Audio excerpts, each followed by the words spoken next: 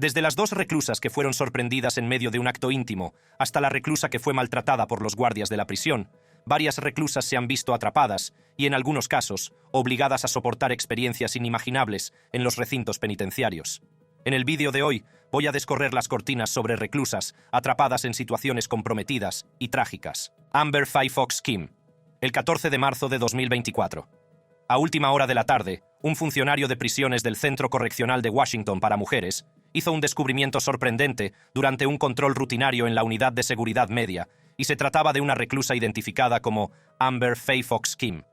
Amber Faye Fox Kim, nacido Brian Kim, tuvo unos primeros años problemáticos. Criado en Mount Spokane, Washington, Brian era descrito a menudo como un niño tranquilo y reservado. Sin embargo, bajo ese exterior tranquilo se escondía una tormenta de problemas emocionales y psicológicos. El 5 de diciembre de 2006, la vida de Brian dio un oscuro giro. Brian, en un ataque de ira, atacó a su padre, Richard, apuñalándolo varias veces y dejándole heridas mortales. Pero el horror no terminó ahí. Brian dirigió entonces su atención hacia su madre, Terry, a la que golpeó y estranguló, asegurándose de que no sobreviviría. Brian fue detenido y acusado de 2 cargos de asesinato con agravantes en primer grado. Su juicio duró semanas antes de que el jurado llegara a un veredicto. Brian Kim fue declarado culpable de 2 cargos de asesinato en primer grado con agravantes y fue condenado a cadena perpetua sin posibilidad de libertad condicional. Cuando Brian empezó a cumplir su condena, su historia dio otro giro inesperado. Luchando con su identidad y con la dura realidad de la vida en prisión, Brian comenzó a identificarse como mujer, adoptando el nombre de Amber Faye Fox Kim. La historia de Amber Faye Fox Kim dio un giro más dramático en febrero de 2021. Tras años de encarcelamiento en un centro para hombres, Amber, que había comenzado a identificarse como mujer, fue trasladada al Centro Correccional para Mujeres de Washington, conocido comúnmente como Purdy. Este traslado fue posible gracias a la política de inclusión de género del Departamento Correccional, DOC, del Estado. Cuando el funcionario que realizaba el control rutinario se asomó a una de las celdas, se encontró con un espectáculo increíble. Amber Faye Fox Kim, completamente desnuda de cintura para abajo, estaba tumbada en el suelo con la reclusa de 25 años, sin ser Amari Nerton encima, también desnuda de cintura para abajo. Los dos estaban participando activamente en un acto íntimo, una clara violación de las normas y políticas de la prisión. Este acto infringía la normativa del centro, concretamente la WAC 504, que impide mantener relaciones sexuales con otra persona dentro del centro, a menos que forme parte de una visita familiar autorizada. La respuesta del centro penitenciario fue rápida. Se informó del incidente a las autoridades competentes y se esperaba que se celebrara una vista. Un empleado del Departamento Correccional de Washington, DOC, que prefirió permanecer en el anonimato, reveló que técnicamente no hay sexo consentido entre los encarcelados. Sin embargo, si ambas partes alegan que el acto fue consentido, es probable que se enfrenten a consecuencias menos graves. Las autoridades tuvieron la suerte de descubrir a tiempo esta relación ilícita, pero no puede decirse lo mismo del siguiente caso. Correccional, Edna Mahan. Demi Minor nació como Demetrius Minor, y como muchos otros reclusos del centro penitenciario Edna Mahan, tuvo un pasado problemático. Como hijo adoptivo, Demetrius luchó contra una serie de problemas de conducta y actividades delictivas. A los 16 años, cometió un delito que alteraría para siempre su vida y la de quienes le rodeaban. Apuñaló brutalmente 27 veces a su padre de acogida, Theotis Ted Butts. Demetrius fue declarado culpable de homicidio involuntario y condenado a 30 años de prisión. Durante su encarcelamiento, Demetrius comenzó a identificarse como mujer transgénero con el nombre de Demi Minor. En 2022, Demi estaba recluida en el Edna Mahan Correctional Facility for Women de Clinton, Nueva Jersey, la única prisión de mujeres del estado. El correccional Edna Mahan ha experimentado recientemente cambios significativos en sus políticas relativas a los reclusos transgénero. En 2021, el estado de Nueva Jersey llegó a un acuerdo con la Unión Americana de Libertades Civiles, ACLU, de Nueva Jersey. Este acuerdo obligaba a alojar a los reclusos transexuales de acuerdo con su identidad de género y no con su sexo asignado al nacer. A raíz de este acuerdo, el centro penitenciario Edna Mahan comenzó a alojar a reclusos transgénero, entre ellos Demi Minor. En 2022, el centro albergaba a 27 reclusos transgénero. La política se consideró un paso progresista hacia la inclusión y el respeto de la identidad de género, pero también suscitó debates y preocupaciones sobre las posibles implicaciones para la seguridad de los reclusos dentro de la prisión. La presencia de Demi Minor en el centro penitenciario Edna Mahan pronto se convirtió en el centro de un escándalo que pondría en tela de juicio las propias políticas destinadas a proteger a los reclusos transexuales. En abril de 2022 se descubrió que Demi había dejado embarazadas no a una, sino a 2 reclusas. Los embarazos salieron a la luz después de que otras reclusas enviaran cartas a varios medios de comunicación quejándose del alojamiento en el centro de reclusas transgénero que aún no se habían sometido a la cirugía de confirmación de género. El Departamento Correccional de Nueva Jersey confirmó finalmente que Demi Minor había mantenido relaciones sexuales consentidas con las 2 reclusas, a pesar de las políticas estatales que prohíben las relaciones sexuales entre reclusas. Una de las mujeres embarazadas por Demi fue Latonia Bellamy, una asesina doble convicta. Bellamy, que al parecer mantenía una relación con Demi, iba a dar a luz en otoño de 2022. La otra mujer, cuya identidad no se ha revelado, habría interrumpido su embarazo tras alegar que el encuentro sexual fue coaccionado. El abogado de Demi, Derek Demery, declaró que, si bien una de las relaciones fue consentida, la otra no lo fue, ya que la segunda mujer supuestamente amenazó a Demi para que mantuviera relaciones sexuales. La noticia de estos embarazos conmocionó al sistema penitenciario y a la opinión pública. Planteó interrogantes sobre las consecuencias de la política de alojar a los reclusos transexuales según su identidad de género. Inmediatamente después, Demi Minor fue trasladada del centro de mujeres al Garden State Youth Correctional Facility, una prisión masculina para jóvenes adultos de entre 18 y 30 años. Su traslado al Garden State Youth Correctional Facility fue una decisión tomada por el Departamento Correccional de Nueva Jersey. Según Dan Sperrazza, portavoz del departamento, Minor fue internada en la unidad de alojamiento vulnerable del centro, que también albergaba a otras 3 mujeres transexuales. Esta unidad se diseñó para proporcionar protección adicional a los reclusos que pudieran correr peligro en la población general, compuesta únicamente por hombres. En una carta publicada en el blog Justice 4 Demi, Minor describía su expulsión de Edna Mahan como un castigo por haber mantenido relaciones sexuales consentidas con 2 mujeres. Expresó su temor y frustración, afirmando que el personal había buscado una razón de seguridad para echarla del único centro penitenciario femenino. Los partidarios de Minor, entre ellos su equipo jurídico y diversos grupos de defensa, argumentaron que se estaban despreciando su identidad de género y su seguridad. Aunque el mundo entero se escandalizó por las relaciones secretas de Minor con las reclusas, el siguiente caso resultó ser mucho más chocante. Recluso de la cárcel del condado de Howard. El escándalo protagonizado por Terrion Henderson, de 23 años, funcionario de prisiones del condado de Howard, ha desatado la polémica. Empleado en la oficina del sheriff del condado de Howard durante solo 9 meses, la carrera de Henderson dio un giro dramático cuando las autoridades recibieron una denuncia de que había mantenido actividades sexuales con un recluso. Todo empezó con una interacción aparentemente inocente. El recluso en cuestión había sido puesto en libertad el 17 de marzo tras haber sido condenado a libertad laboral. Durante este periodo, Henderson hizo su jugada. Se acercó a la reclusa y le expresó su deseo de conocerla, pidiéndole incluso su número de teléfono. Esto marcó el comienzo de una relación secreta e ilícita que pronto se vendría abajo.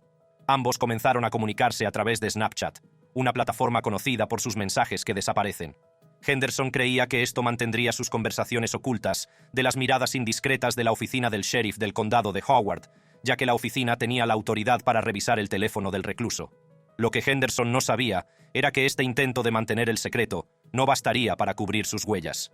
La investigación interna comenzó cuando la oficina del sheriff del condado de Howard recibió una queja sobre la relación inapropiada de Henderson con el recluso. Las autoridades se tomaron en serio esta denuncia e inmediatamente iniciaron una investigación interna para descubrir la verdad. La primera prueba que recabaron fue la comunicación entre Henderson y el recluso en Snapchat.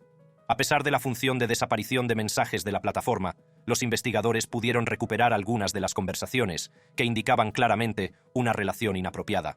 A medida que avanzaba la investigación, salieron a la luz más pruebas condenatorias. Las imágenes de vigilancia del 1 de abril mostraban a Henderson saliendo de la oficina en un Chevrolet Malibu blanco a las 14:07. Aproximadamente una hora después, el mismo coche regresó y recogió al recluso. Estas imágenes fueron importantes para establecer una cronología de los hechos y vincular a Henderson con el recluso fuera del centro penitenciario. La reclusa reveló posteriormente a los detectives que Henderson la había llevado en coche a su trabajo y le había quitado el brazalete del correccional comunitario. Los datos del brazalete mostraron que permaneció en su lugar de trabajo desde las 15:20 hasta las 20:24. Durante ese tiempo, Henderson condujo a la reclusa hasta su casa en Perú, donde mantuvieron relaciones sexuales, tras lo cual ella consumió alcohol y drogas. Al día siguiente, la reclusa se entregó por violar su contrato de libertad laboral, por lo que fue acusada de fuga. Con esta información, los detectives interrogaron a Henderson sobre el incidente. En un principio, negó todas las acusaciones y cambió su versión varias veces. Afirmó que solo había llevado a la reclusa a su trabajo y que no había tenido más contacto con ella. Sin embargo, las pruebas en su contra eran irrefutables. Las imágenes de vigilancia, los mensajes de Snapchat recuperados y el testimonio de la reclusa apuntaban a su culpabilidad. Bajo el peso de estas pruebas y del interrogatorio, Henderson acabó admitiendo su mala conducta. La investigación interna había logrado descubrir la verdad, y Henderson se enfrentaba ahora a graves consecuencias legales por sus actos. Los cargos presentados contra Henderson eran graves y ponían de manifiesto la gravedad de su mala conducta. Se le acusaba de conducta sexual impropia de un proveedor de servicios, conducta impropia de un funcionario, obstrucción a la justicia y ayuda a un delincuente. La conducta sexual inapropiada por parte de un proveedor de servicios fue quizá el cargo más grave. Este cargo se derivaba de la relación sexual de Henderson con el recluso, que constituía un claro abuso de su posición de poder. El abuso de poder de Henderson fue realmente inquietante, pero palidece en comparación con el siguiente caso. Reclusa del correccional Gloria MacDonald. En julio de 2017, Collins Humo ya era un funcionario penitenciario consolidado en las instituciones correccionales para adultos, ICA, de Rhode Island. Con 11 años de servicio a sus espaldas, a Humo se le encomendó la supervisión y el cuidado de los reclusos, una responsabilidad que acabaría traicionando. Entre julio de 2017 y agosto de 2018, las acciones de Humo desencadenarían una cadena de acontecimientos que lo llevarían a la ruina. Durante este periodo, mantuvo relaciones sexuales con 3 reclusas alojadas en el centro penitenciario Gloria MacDonald. Estas acciones no fueron incidentes aislados, sino más bien una pauta de conducta indebida que acabaría saliendo a la luz gracias a la valentía de las víctimas y a los esfuerzos de los investigadores. No está claro cómo salieron a la luz las actividades de Humo, pero muchos han especulado con que los primeros indicios de problemas empezaron a surgir cuando entre las reclusas empezaron a circular susurros de comportamiento inapropiado. Estos rumores pronto llegaron a oídos de la administración del centro, lo que provocó una revisión interna. Sin embargo, la gravedad de la situación no se hizo evidente hasta que una valiente reclusa contó en detalle su experiencia con Humo. Su testimonio ofreció una imagen clara del abuso de poder que se había producido. La administración del centro penitenciario Gloria MacDonald se tomó en serio estas acusaciones y puso en marcha inmediatamente una investigación interna.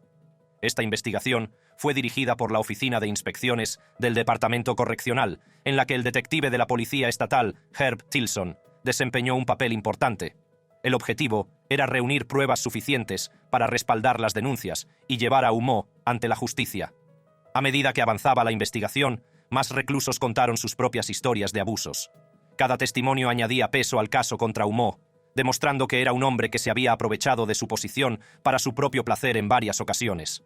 En mayo de 2019, tras meses de investigación exhaustiva, las autoridades se sintieron seguras de que tenían pruebas suficientes para proceder. Collins Humo fue detenido y acusado de múltiples cargos de conducta sexual delictiva.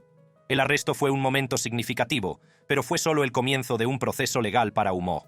El juicio comenzó en 2022, presidido por el juez del Tribunal Superior Joseph A. Montalbano. A lo largo de 5 días, el jurado escuchó a varios testigos, incluidas las víctimas, que relataron con valentía sus experiencias. Las pruebas eran irrefutables, y el jurado apenas tuvo dudas sobre la culpabilidad de Humo. Tras deliberar, emitieron un veredicto de culpabilidad por 3 cargos de conducta sexual delictiva. El Estado no pudo seguir adelante con otros 4 cargos, que fueron posteriormente desestimados. Sin embargo, la condena por 3 cargos fue suficiente para garantizar que Humo se enfrentara a las consecuencias de sus actos. A continuación, un incidente que suscitó dudas sobre si los reclusos y los funcionarios de prisiones pueden mantener relaciones consentidas. Ella Ward. El funcionario de prisiones Stephen Harris siempre había sido considerado un empleado modelo en HMP East Sutton. Situado en Workhouse Road, Sutton Valence, cerca de Maidstone, HMP East Sutton era conocido por su estricta obediencia a las normas y reglamentos. Pero en 2020, la reputación de Harris comenzó a desmoronarse. Ella Ward era una de las reclusas de HMP East Sutton. Cumplía su condena en silencio, pasando desapercibida como muchas otras. pero algo en ella llamó la atención de Harris. Al principio, sus interacciones eran puramente profesionales, hasta que traspasaron los límites. Pronto empezaron a correr rumores sobre Harris y Ward. Las autoridades penitenciarias escucharon los rumores y se preocuparon profundamente por las acusaciones. Para llegar al fondo del asunto, decidieron llevar a cabo una investigación encubierta. Se instalaron cámaras secretas en el despacho de Harris, donde tenían lugar muchas de sus interacciones con Ward. Las cámaras se colocaron estratégicamente para captar todos los ángulos de la sala. Las autoridades esperaban que las imágenes confirmaran o desmintieran los rumores de una vez por todas. Durante días, las cámaras grabaron todos los movimientos de Harris, captando sus interacciones con Ward con minucioso detalle. El 8 de septiembre de 2020, las cámaras grabaron un momento que serviría como primera prueba condenatoria. Harris estaba sentado en su escritorio cuando Ward entró en la habitación. Se inclinó hacia él y le besó en la mejilla. Este gesto aparentemente inocente era cualquier cosa menos eso. Confirmó las sospechas que se habían estado gestando durante semanas. Al día siguiente, las cámaras captaron otro momento íntimo. Se vio a Harris cogiendo la mano de Ward, un gesto que decía mucho sobre la naturaleza de su relación. Al día siguiente, ambos compartieron un beso de 20 segundos. Durante el beso, Ward le dio algo a Harris y ella le llevó la mano a la ingle. Con el paso de los días, las cámaras siguieron captando más pruebas incriminatorias. El 14 de septiembre, Harris y Ward se cogieron de la mano durante más de 10 minutos, mientras Harris estaba sentado en su escritorio. Cuando Ward salió de la oficina, Harris le rozó las nalgas con la mano. La pareja volvió a besarse el 15 y el 18 de septiembre. Cada grabación ofrecía una imagen más clara de su relación inapropiada. Las pruebas eran abrumadoras y solo era cuestión de tiempo que Harris tuviera que enfrentarse a las consecuencias de sus actos. Harris fue detenido inmediatamente. El otrora respetado director de prisiones se enfrentaba ahora a graves cargos de mala conducta en un cargo público. El caso se presentó ante el Tribunal de la Corona de Maidstone, donde el fiscal Oliver Kirk expuso las pruebas contra Harris. Kirk detalló cómo Harris había cometido intencionadamente una falta de conducta al mantener una relación íntima con una reclusa.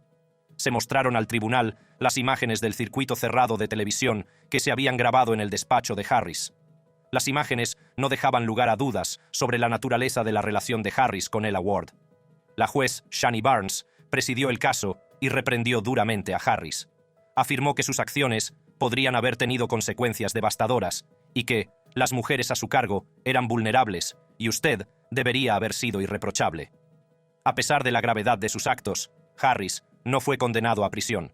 En su lugar, recibió una condena de 9 meses de cárcel, suspendida durante un año. Esto significaba que Harris no cumpliría condena en prisión a menos que cometiera otro delito en los 12 meses siguientes. Además de la condena condicional, se ordenó a Harris que realizara 100 horas de trabajo no remunerado para la comunidad. También se le exigió el pago de 350 libras en concepto de costas judiciales. En este caso, las dos partes implicadas afirmaron que la relación era consentida, pero el siguiente encuentro resultó ser exactamente lo contrario. Reclusa del Centro de Mujeres de California Central. Una reclusa anónima de unos 30 años se encontraba entre rejas en el Centro de Mujeres de California Central, cumpliendo una corta condena por robo. La reclusa, de poco más de 1,5 metros de estatura, esperaba cumplir tranquilamente su condena y volver a su vida en el exterior. Pero el destino tenía otros planes para ella. En enero de 2024, la reclusa fue trasladada a CCWF, un complejo penitenciario situado a unos 240 kilómetros al sureste de San Francisco. Conocido por su historial de violencia y hacinamiento, CCWF no era ajeno a la atención negativa, pero nada podría haber preparado al mundo para lo que estaba por venir. La reclusa recién trasladada se dio cuenta enseguida de que el entorno carcelario estaba lleno de peligros, e hizo todo lo posible por pasar desapercibida.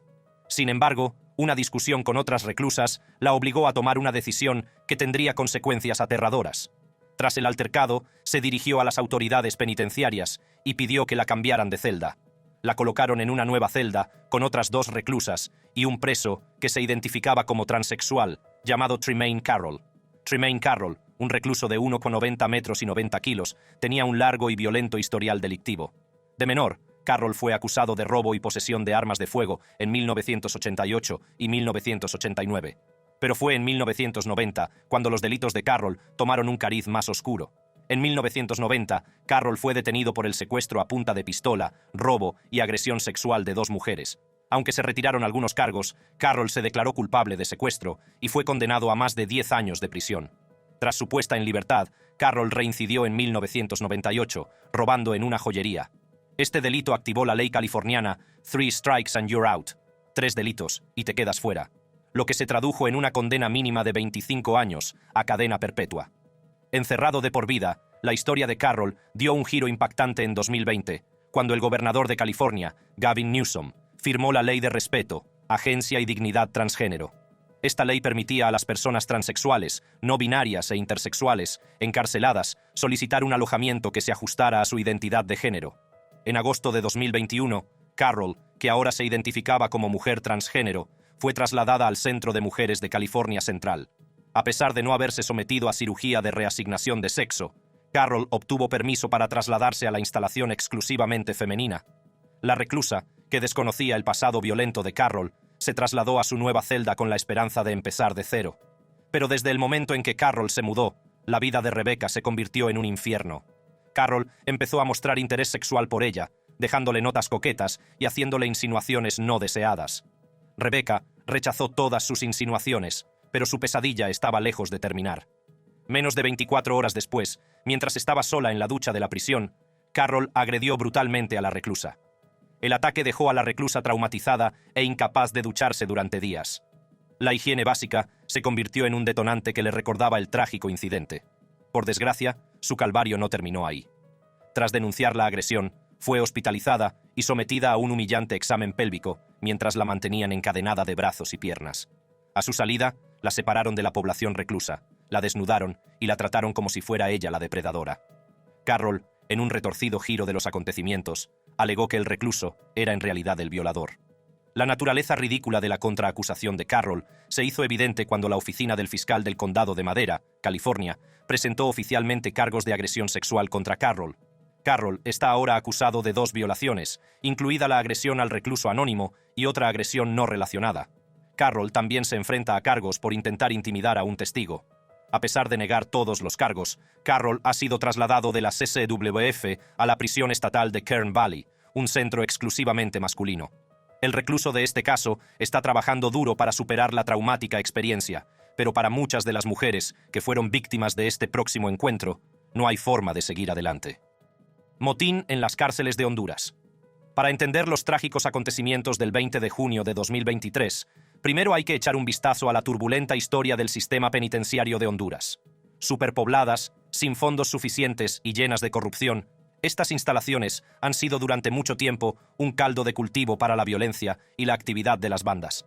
Las cárceles del país son famosas por sus terribles condiciones, donde los reclusos viven a menudo sin acceso a necesidades básicas como agua potable y atención médica. Las bandas tienen un gran poder dentro de las prisiones. A menudo dirigen sus propios bloques de celdas y establecen sus propias normas. Las 2 bandas más conocidas de la zona, Barrio 18 y MS-13, eran conocidas por convertir las prisiones en sus bastiones, y esta no era diferente. Introducían armas, drogas y otros tipos de contrabando y utilizaban las armas para seguir al mando. La mañana del 20 de junio de 2023 comenzó como cualquier otro día en la prisión de mujeres de Tamara. Pero a las 9 de la mañana, el ambiente cambió radicalmente. Miembros armados de la banda Barrio 18 se apoderaron de los guardias y les quitaron las llaves y las armas. A continuación, se trasladaron al bloque de celdas de una banda rival, cerrando las puertas tras de sí. Sin vacilar, los miembros de la banda empezaron a rociar a sus víctimas con disparos y a machetearlas. La brutalidad no terminó ahí. Encerraron a los supervivientes en sus celdas y los rociaron con líquido inflamable. Momentos después, ardía un incendio. La intensidad del fuego dejó las paredes ennegrecidas y las camas reducidas a retorcidos montones de metal. Los equipos de emergencia llegaron a una escena de pura devastación. El fuego había consumido gran parte del bloque de celdas, y 26 mujeres habían muerto quemadas, mientras que el resto de las víctimas habían sido tiroteadas o apuñaladas. Las cámaras de seguridad de la prisión captaron los horribles acontecimientos hasta que fueron destruidas por los atacantes. La presidenta Xiomara Castro condenó la masacre, calificándola de monstruosa. Despidió al ministro de Seguridad, Ramón Savillón, y lo sustituyó por Gustavo Sánchez, jefe de la Policía Nacional. Castro también ordenó que las 21 prisiones del país quedaran bajo control de la policía militar durante un año y anunció la formación de 2.000 nuevos guardias. A pesar de estas medidas, muchos cuestionaron la capacidad del gobierno para abordar los acuciantes problemas del sistema penitenciario. Activistas de derechos humanos como Jessica Sánchez sostuvieron que la masacre se llevó a cabo por orden de una red criminal y que las autoridades conocían el plan, pero no hicieron nada para impedirlo. El impacto del incidente en las familias de las víctimas fue entristecedor. Decenas de familiares ansiosos se reunieron frente a la prisión, desesperados por obtener información sobre sus seres queridos.